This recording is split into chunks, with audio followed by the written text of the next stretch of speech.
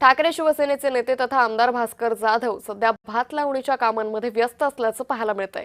पारंपरिक गाणी म्हणत रोप काढणं, ट्रॅक्टर चालवणं अशा विविध शेतीच्या कामांमध्ये त्यांनी सहभाग घेतला।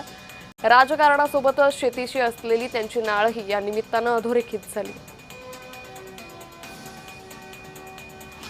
तर आमदार भास्कर जाधव हे राजकारणातून थेट शेतात दिसून आले।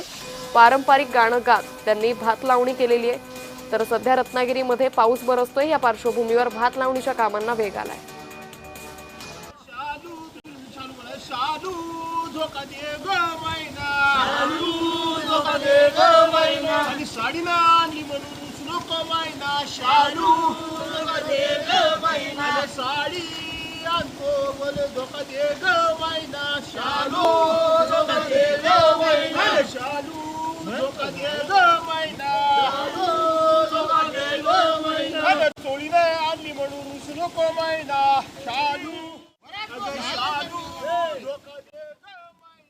आपल्या सोबत आहेत हाडाचे शेतकरी शिवसेना नेते आमदार भास्कर भाऊराव जाधव।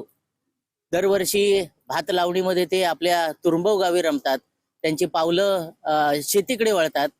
आता मी त्यांच्यासोबत त्यांच्या शेतामध्ये आहे आणि आता ते निहारी करतायत आणि याच वेळी आपण त्यांच्याशी संवाद साधणार आहोत।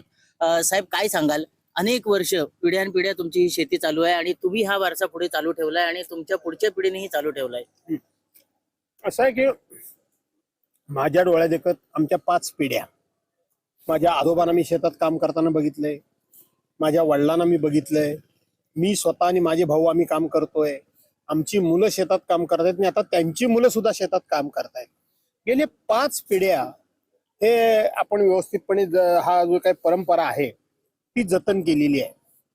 आणि याचा फायदा असा होतो की आम्हाला अतिशय दर्जेदार चांगलं सेंद्रिय खताचं, म्हणजे रासायनिक खताचं नाही, भरपूर धान्य आम्हाला खायला मिळतं, आम्हाला काही विकत आणावं लागत नाही आणि एक काम केल्याचा आनंद पण मिळतो की आपण आपल्या हातानं, आपल्या कष्टानं, आपल्या घामानं पिकवलेलं आपण खातोय, त्याचा एक वेगळा आनंद आम्हाला मिळतो। योगेश भांडागळे, जय महाराष्ट्र, रत्नागिरी।